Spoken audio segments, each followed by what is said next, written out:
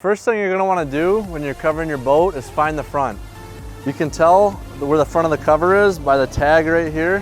Sometimes you'll notice that your snaps are up here to cover the boat, but on this particular boat, this cover actually covers the whole front deck.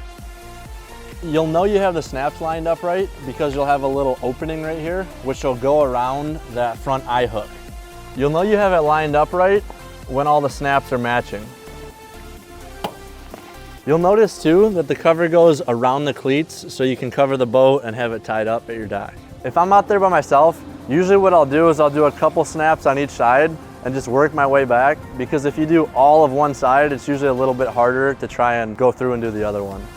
I always wait till all the snaps are on before I put the poles up, because if you put them too high, then it'll be too tight to snap.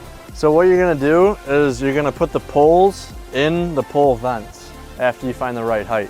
So you'll just extend it up, and then make sure you put all the poles in all the pole vents. And make sure that you snap the last few on the back, and then after that, your Tahoe is all covered.